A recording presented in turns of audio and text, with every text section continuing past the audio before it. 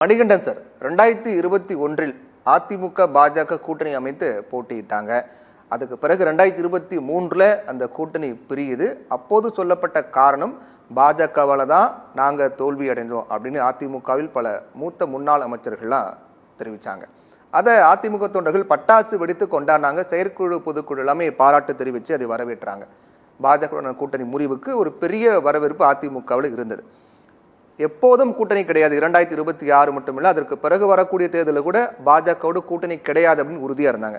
ஆனால் இப்போது திமுக வீழ்த்த வேண்டும் அப்படிங்கிற ஒரு ஒற்றை புள்ளியின் அடிப்படையில் பாஜகவோட அதிமுக கூட்டணி அமைச்சிருக்கோம் அப்படின்னு அதிமுக சொன்னாலும் கூட திமுக சொல்கிறாங்க நிர்பந்தத்தின் காரணமாக அழுத்தம் கொடுத்து கூட்டணி வச்சிருக்காங்க, பாஜக அழுத்தம் கொடுத்திருக்கிறது, நிர்பந்தம் காரணமாக கூட்டணி அமைச்சிருக்காங்க அப்படின்னு சொல்கிறாங்க. இப்போ என்ன மாற்றம் இந்த இடையில ஏற்பட்டது? கூட்டணி முறிவிலிருந்து மீண்டும் கூட்டணி அமைந்திருக்கக்கூடிய இந்த இடைப்பட்ட காலத்தில் என்ன மாற்றம் ஏற்பட்டது கூட்டணி வைப்பதற்காக? நீங்க கேட்ட கேள்விக்கு நான் கடைசியில வர தம்பி, எனக்கு முன்னாடி பேசுறதுக்குலாம் நான் பதில் சொல்லிட்டு நீங்க கேட்ட கேள்வி கடைசியா வரேன், அவசியமா அதை ஞாபகப்படுத்துங்க. எனக்கு முன்னாடி பேசின ரவீந்திரன் ரொம்ப ஆதங்கப்பட்டாரு, கோபப்பட்டாரு. இந்த ஆட்சியில இவ்வளவு பெரிய அவலங்கள்லாம் நடக்குது, பிரதான எதிர்கட்சியான அதிமுக அவ்வளவு ஆவேசமா அதை எதிர்கொள்ளல அப்படின்னாரு. சோ இந்த ஆட்சியில் நடக்கிற அவலங்களை அவ்வளவு ஆவேசமா அதிமுக எதிர்கொள்ள அப்படிங்கிறத இதை பார்த்துட்டு இருக்கிற அதிமுக தொண்டர்கள் நிச்சயமா திரு எடப்பாடி பழனிசாமி கொண்டு போய் சேர்த்துவாங்க. அவர் இன்னும் அஷ்டத்வானியா இறங்கி அடிப்பார் அப்படின்னு அவருக்கு சொல்லிடுறாரு. அதனால கலங்க வேண்டாம் ரவீந்திரன் சார். 2021 இதே அதிமுக பாஜக கூட்டணி சட்டமன்ற தேர்தலில் தோத்தது வெறும் 3%. அதே இந்த கூட்டணி பாராளுமன்ற தேர்தலில் தொடர்ந்து பல லட்சக்கணக்கான ஓட்டுல தோத்துருக்குது. மோடி வேணுமா வேண்டாமாங்கிறப்ப இந்த கூட்டணி பெரும் தோல்விகளை சந்திச்சிருக்குது. அதே சட்டமன்ற தேர்தலில் பாத்தீங்க அப்படின்னா வெறும் 3.5% ஓட்டுல தான் தோத்துருக்குது. அன்று ஆன்டி இன்குமென்சி எதிர்கொண்ட எடப்பாடி பழனிசாமி முதலமைச்சராக இருந்தா இன்று எதிர்ப்பு சுனாமி அலையை எதிர்கொள்ளும் இடத்தில் ஸ்டாலின் இருக்கிறார், கேள்வி கேட்கும் இடத்தில் எடப்பாடி பழனிசாமி இருக்கிறார் அப்படிங்கறத முதல்ல புரிஞ்சுக்குங்க. உச்ச நீதிமன்ற கெடுபிடினாலையும் உயர் நீதிமன்றம் ஓங்கி கொட்டினதுனாலையும் வரிசையா 2 பேர் மந்திரி பதவியை இழந்திருக்கிறாங்க. இதுக்கு மத்தியில் இருக்கிற பாசக எந்த விதத்துல காரணம்னு எனக்கு தெரியல. பேரை சொன்னாலே சும்மா அதிர்து இல்ல அப்படின்னு ஆனந்த வெங்கடேசன் ஒரு நீதிபதி அடுத்தடுத்து நீங்க பண்ண நீதிமன்ற அட்டூழியங்களை வெளியே சொல்றார். 2 அதிமுக காரங்க கேஸ் தான் திரும்பி அவர் ரீஓபன் பண்ணிருக்கிறாரு.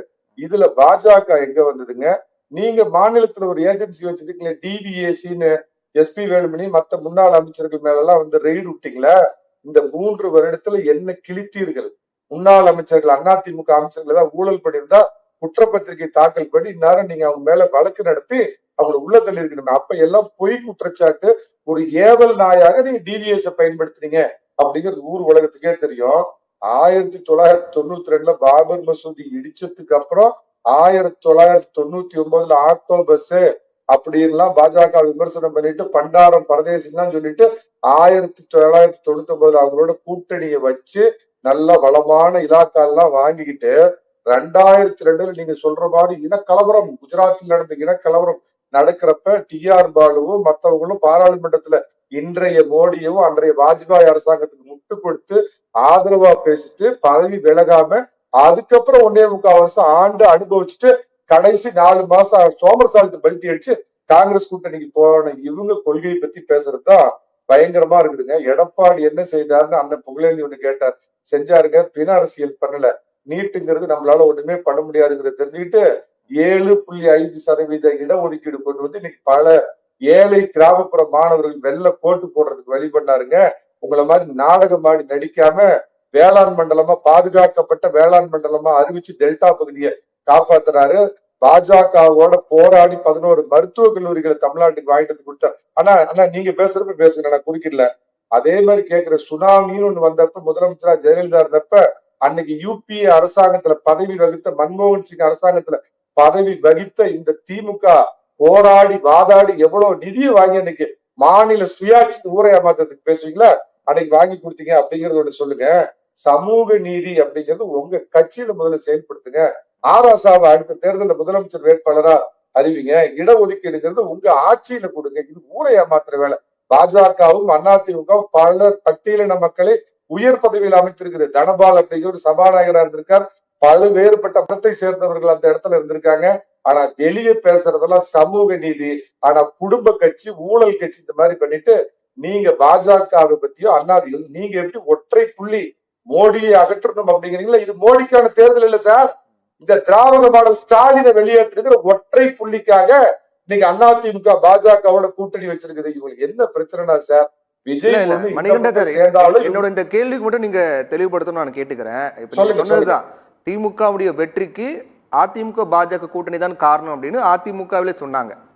நாங்க பாஜகவோட சேர்ந்ததுனால தான் திமுக ஜெயிச்சாங்க அப்படின்னாங்க. இன்னைக்கு அதே திமுக தோல்விக்கு அதிமுக பாஜக கூட்டணி சேரணும் அப்படிங்கிறது தான் முரண்பாடா இருக்கு இல்லையா? ஏங்க காங்கிரஸ் பத்தி 2011 இவங்க பேசாதா, கூடா நட்பு கேடாய் முடியும்னு கருணாநிதி சொன்ன உடனே அறிவாலயத்துக்கு முன்னாடி பட்டாசு வெடிச்சாங்க. 2G ஊழல் வழக்குல இவங்களை சொன்னதுனால நமக்கு கெட்ட பேருன்னு வந்து சத்தியமூர்த்தி பவன்ல ஸ்வீட் எடுத்து கொண்டாடினாங்க.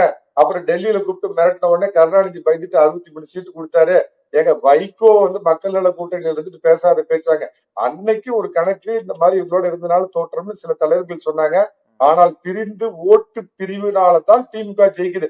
திமுக வேண்டும் என்பதால் அல்ல மக்கள் அவங்களை ஆட்சியில உட்கார வைக்கிறது. எதிர்கட்சிகளுடைய ஓட்டு பிரியுது அப்படிங்கிற கள யதார்த்தத்தை புரிந்து கொண்டு திரு எடப்பாடி பழனிசாமி நீங்க எப்படி மோடி எதிர்ப்பு ஒற்றை புள்ளியில கொள்கைக்கு சம்பந்தமே இல்லாத விடுதலை சிறுத்தையும் காங்கிரசும், கொள்கைக்கு சம்பந்தமே இல்லாத கம்யூனிஸ்டும் காங்கிரசும், ராஜீவ்காந்தி கொலை பண்ண பாதகனை கட்டி பிடிக்கிற திமுக ஒன்னா கூட்டணி வச்சிருக்கிறீங்களோ, அந்த மாதிரி ஸ்டாலினை வீட்டுக்கு அனுப்பு, நாசமாய் போன 4 ஆண்டு, வீணாய் போன தமிழ்நாடு, சாமி வா தகப்பன் சாமி எடப்பாடி பழனிசாமி வா தமிழகத்தை காப்பாற்று, அதுக்கு உதவி பண்ணுங்க அமித்ஷா ஜி அப்படின்னு அவங்களோட கூட்டணி வச்சிருக்காங்க. கத்துங்க, கதருங்க, அரபிக்கடலில் தூக்கி எறியப்பட போகிறீர்கள். மக்கள் ஒற்றை விரலால் ஓங்கி அடிக்க புரட்சி செய்ய காத்துக் கொண்டிருக்கிறார்கள்.